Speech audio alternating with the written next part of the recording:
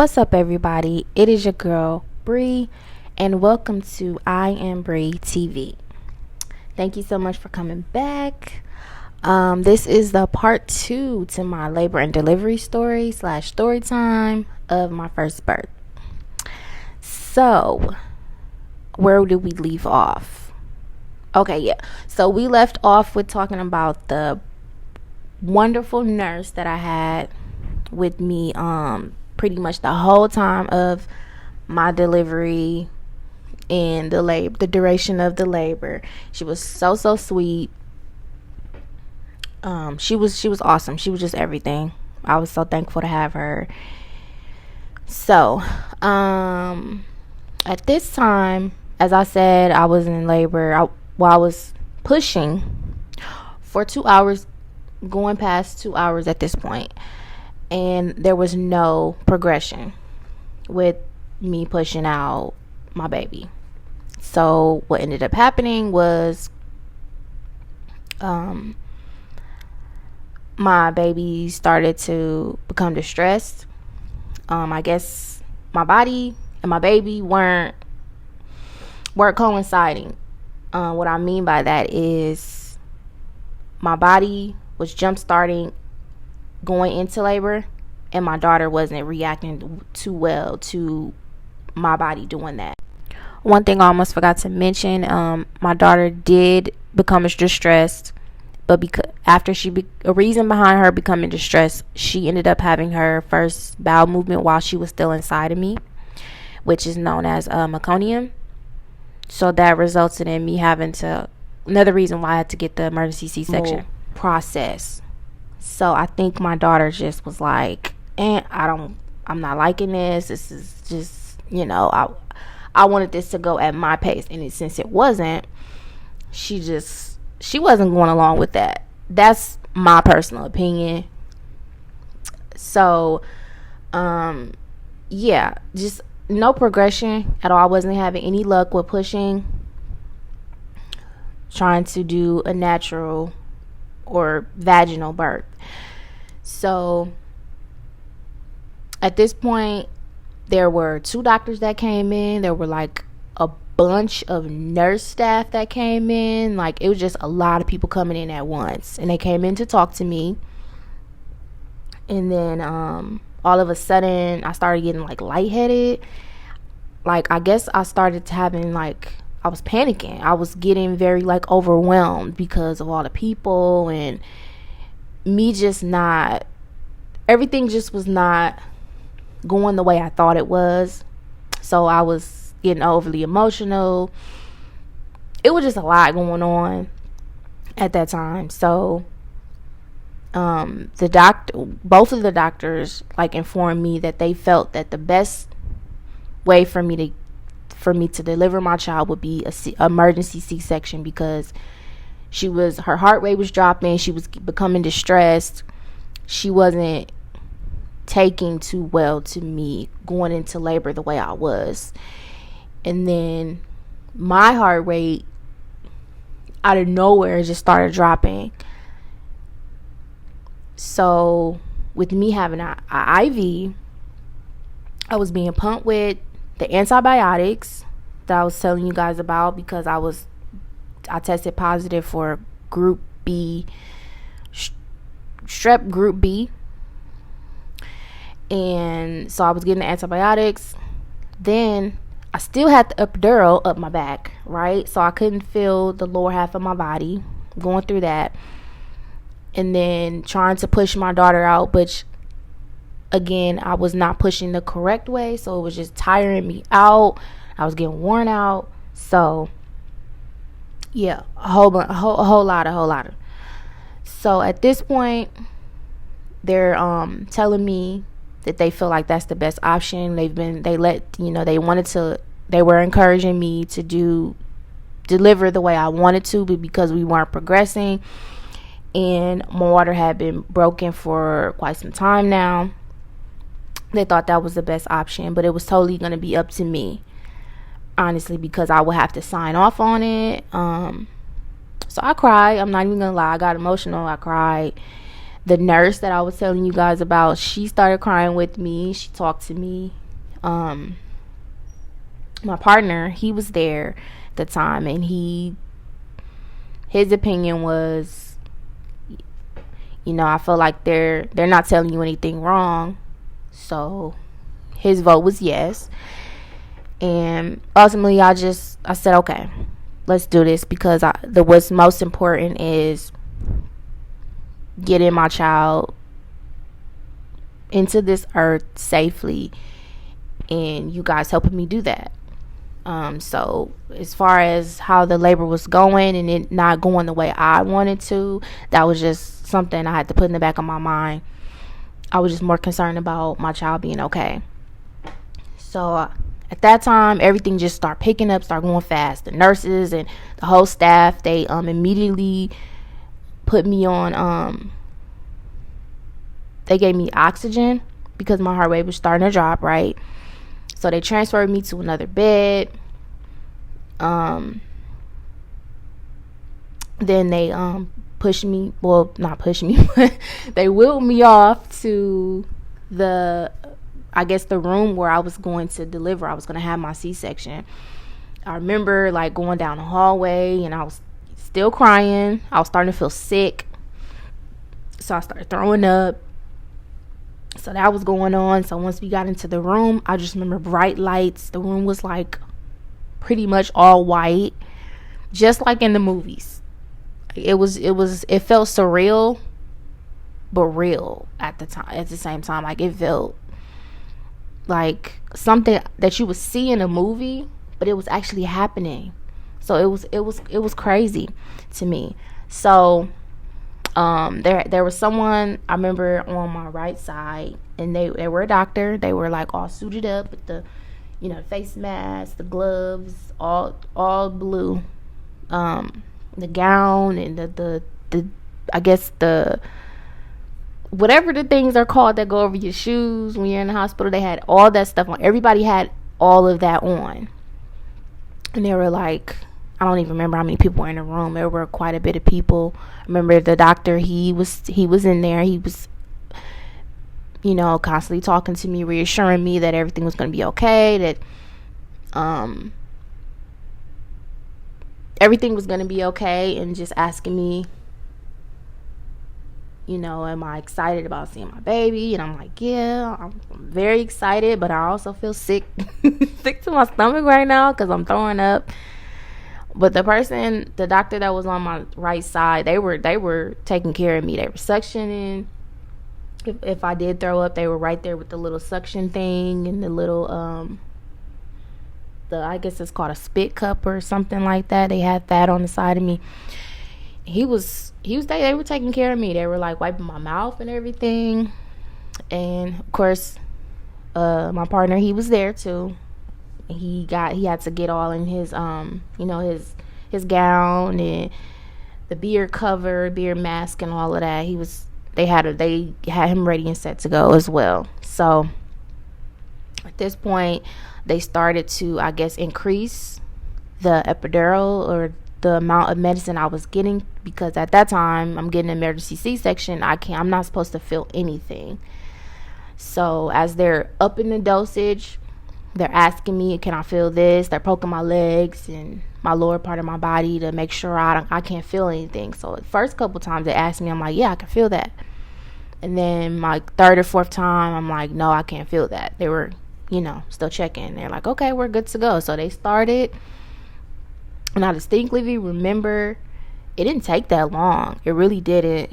I just remember my body moving, but me not moving. My lower half of my body, I felt like a little bit of tugging and pulling, but no pain, like, at all.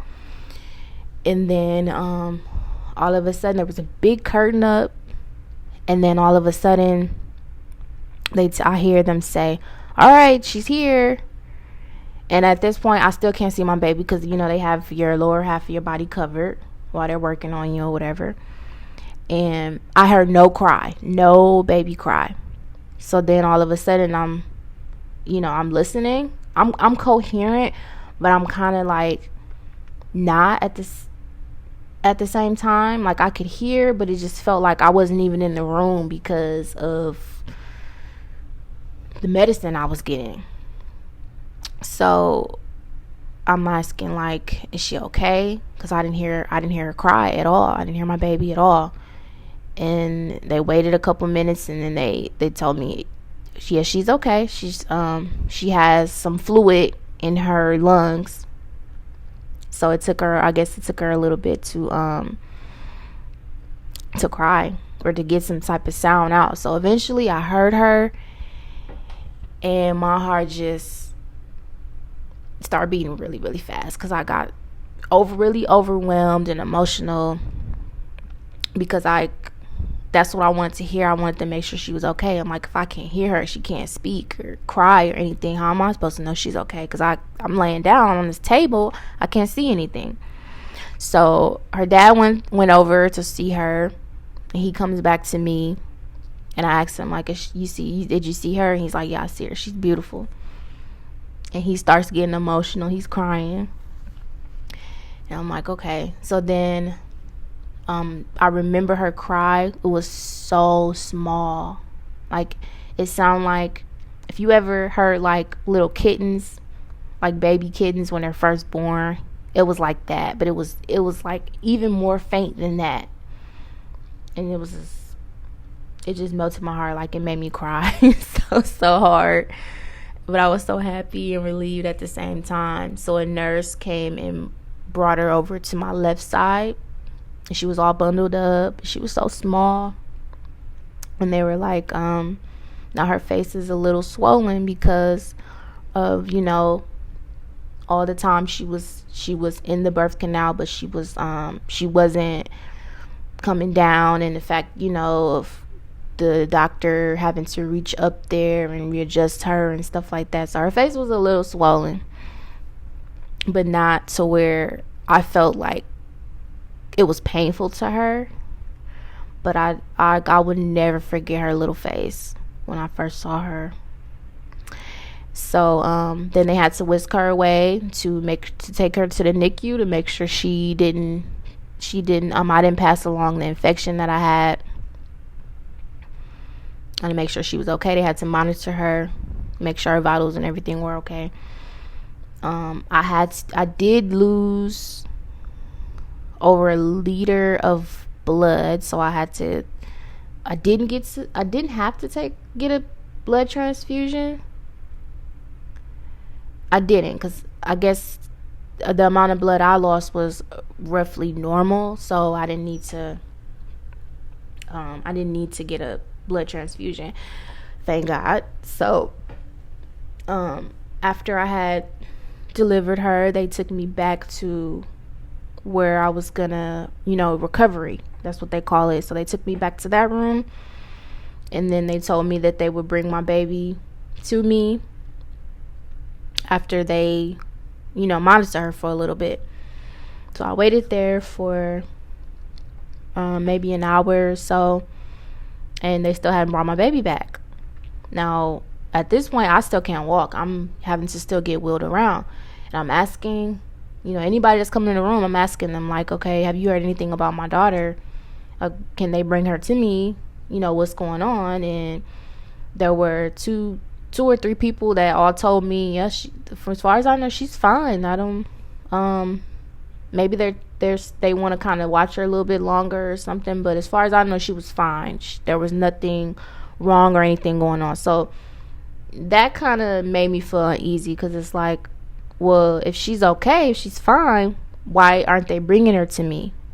Like, I know I can't walk, but I can hold my baby. Like, I was prepared to do skin to skin immediately, breastfeed. That was my intent. That's what I wanted to do, and that's what I let all of the staff know as well. So that didn't happen. I didn't get to do immediate skin to skin. They immediately took her away. So another hour passed, a few hours passed. I dozed off, woke up. This was maybe like 5-6 hours later. They still had not brought my baby to me. So at this point, I'm fucking livid. I'm like, where is my child? I find out, like, okay, I'm going to call down to the NICU. I'm going to call whoever at that front desk, whoever's supposed to be staffed in the room with her, whoever's supposed to be watching over her. I need to speak to them, like, right now. Like, I'm going the fuck off. Okay, because this is my first baby. I went through all of this to have her. And from what I was told, my daughter was fine. She was okay. So I felt like there was no reason for her not to still be able to be with me.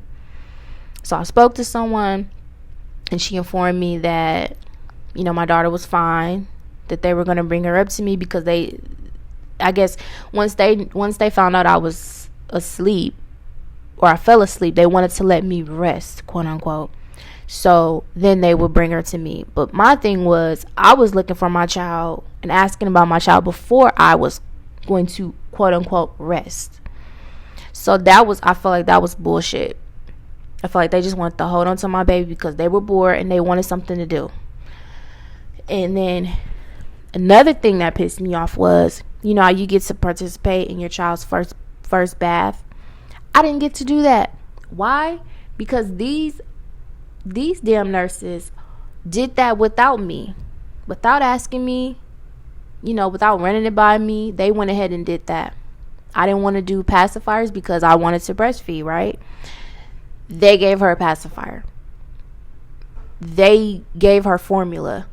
I didn't have a chance to try to, get her to latch on, or I didn't even get the chance to start breastfeeding. So that was another thing that pissed me off.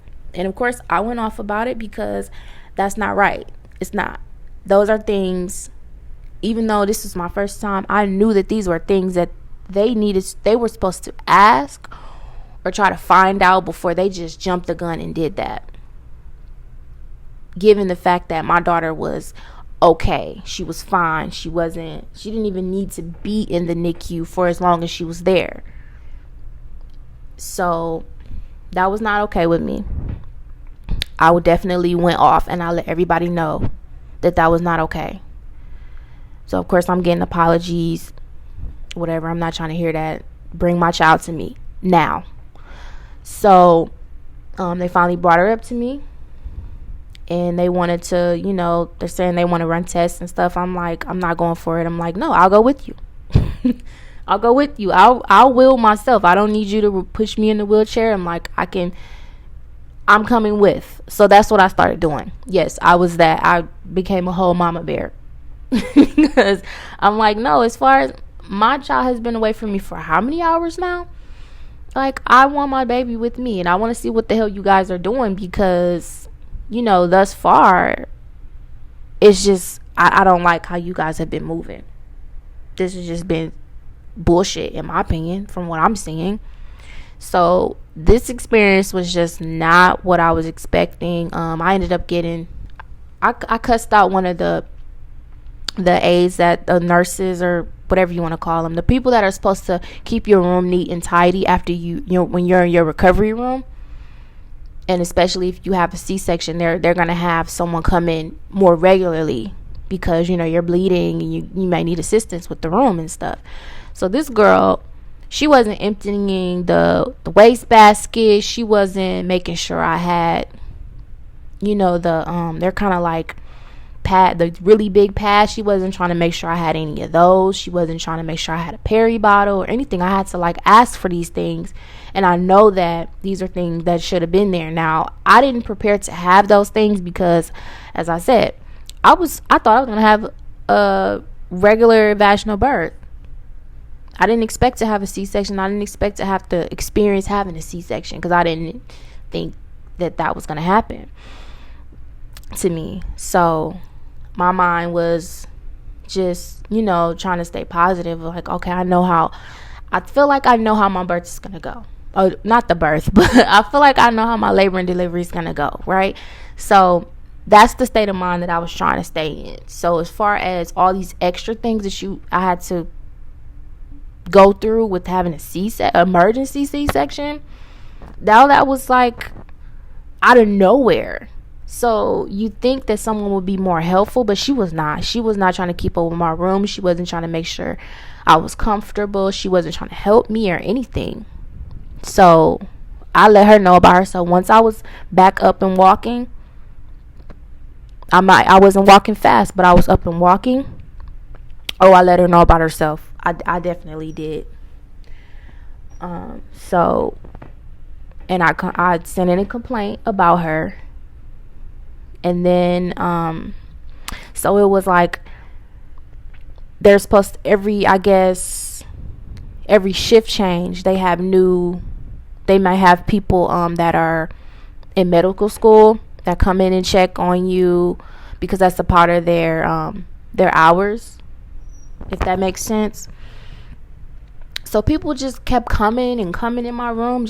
I couldn't rest. And they're encouraging you to rest right after you have a baby. Rest as much as you can, because we're here to help you, we're here to assist you. So try to rest. It's like I couldn't rest, because every time I started to doze off, someone was coming in, or half the time people weren't even knocking. So I didn't instantly go off, because I'm like, I'm asking questions. I'm gonna ask questions first before I react, to see what exactly actually is going on. So nobody was really answering my questions. They're just like, oh, this is just routine, we have to come in and check. I'm like, well, somebody was just in here like 5 minutes ago, so who are you? Like, nobody was saying that they were like the doctor or anything. So after maybe like the fourth or fifth person that came in, I told them, like, you can't, I don't want you touching me. Like, don't come back in here. I personally wrote a note on my door, and I said, you need to knock and have approval to come in if you're going to come in. If you're not a head nurse or a doctor assigned to me, do not come into this room. If you're an aide or a resident or someone that's in school, don't come in here. You're not gonna like the experience you get, pretty much. So that was a whole nother experience. And the food was just, oh my goodness, like, it was terrible. The only thing I liked was the cereal. Like, I didn't like the breakfast, the lunch, or the dinner. It was just terrible. Or the dessert. Terrible. So yeah, that was a whole nother experience for me. And I did get a chance to talk to like a head nurse, a lactation consultant, a doctor that had been there for X amount of years, to kind of get their feedback on breastfeeding and helping me get that going, and properly being shown how to use a breast pump and hand expression and all that stuff. So I was trying to get in as much information as I could, because it's like, okay, I'm a first time mom now. I want to get this down pat and be able to feed and take care of my daughter. So they were very helpful with that. But some of the staff was just, I don't know what the fuck they were doing. They shouldn't have been there. And if they were newbies, I specifically did say, like, look, I don't want people that are in school around me. Like, because I distinctly remembering a long time ago, my mom talked about how she had people that were college students that were in there watching her, push her babies out. And I'm like, well, I'm not going for that. Like, I feel like that's the most private situation that you can be in, and I don't want to share that with a student or college student. Like, I don't think that's for them. They can watch somebody else that's more privy to that, but I'm not. Like, that's my business. I don't need you all in it. So I ended up being at the hospital for about 4 days. I ended up leaving with a breast pump that they ordered for me. They gave me a peri bottle. They gave me these it's like cloth shorts, and then these really monster big pads to go in the, like, the crotch area, kind of like the regular pads that we use, because they did have the little sticky back into them, but they were just so big. It's like I pretty much should have been wearing a Depends diaper, honestly. But that's what they gave me. They gave me meds and stuff. I ended up getting Percocets. They gave me, no, not Percocets, Vicodin is what they gave me. And they gave me some really strong ibuprofen, because they were telling me, like, oh, you're gonna be swelling a lot, you're gonna have a lot of you're gonna be swelling up. So that's what I ended up getting once I left. It was really hard for my lower body because they, cut into my muscles, my lower abdomen and everything. That was like something very new for me because I've always, wore like half shirts, crop tops and stuff. So me trying to like get used to, okay, my lower body, my abdomen is not the same. That was an adjustment. But overall, my baby, she was beautiful. I was so grateful to have her and be able to see her and just have her all the time. And she's just literally up under me all the time. So I was in love with her. I'm still in love with her.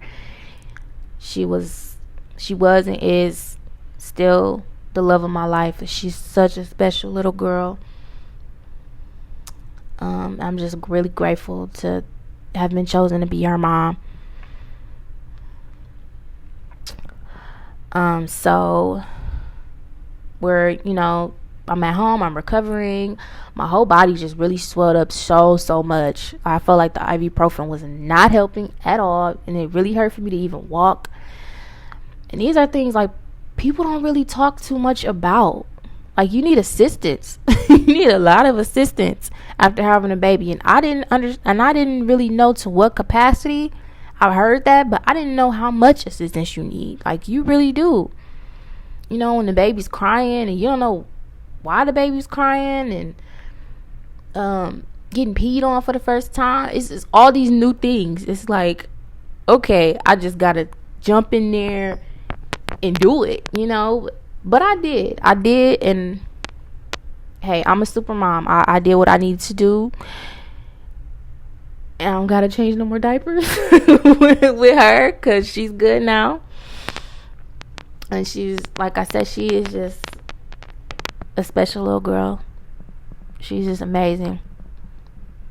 Very dramatic. Little drama queen. Very prissy and girly. And she's just the sweetest little girl. She's so sweet. She loves to give hugs, kisses, and tells me how much she loves me all the time. And I couldn't ask for a better child. She's amazing. So now, speed up a little bit of the time. I want to say probably I was trying to recuperate. I felt like me healing up and everything, I didn't take that long for me to heal up. I will say this, my bladder after having a C-section, oh my goodness, I could not, how you can kind of like feel, or you can feel the sensation of when you're gonna pee. I had no sensation. It was just like if I tried to get up, my urine would just come out. Nobody talks about that. It's like you have a loose bladder. There is no clenching it or holding it or anything. Like you gotta go. And that's why I say you need all the assistance and all the help from family, friends, whomever is willing to help you take that help, and do not take it for granted. Because let me tell you something, emergency C-section is no joke. Okay, your body is going through the most trying to heal up, and then you also have this newborn, beautiful baby that's counting on you to be super mom and do everything and hold it down. So for all the mothers that are first time moms, or not even a first time mom, just if you've had children prior and you're having a new baby added to the family, just keep doing what you're doing. Stay strong, stay level-headed, and know that baby is counting on you. So that's your motivation with everything that you're doing. That should keep you motivated and keep you going, because your kids are everything. They should be everything to you. So with that being said, thank you guys so much for tuning in and listening to my part 2 of my labor and delivery of my first baby. I enjoyed you guys. I hope you enjoyed my story. I hope you tune in again. And until next time, stay blessed, stay beautiful. Know that you guys are special. And everybody has a purpose. It's just up to you to seek out what that purpose is. And if you can't seek it out, just be mindful and caring of others as much as you can, because you never know what could happen. So until next time, guys, peace.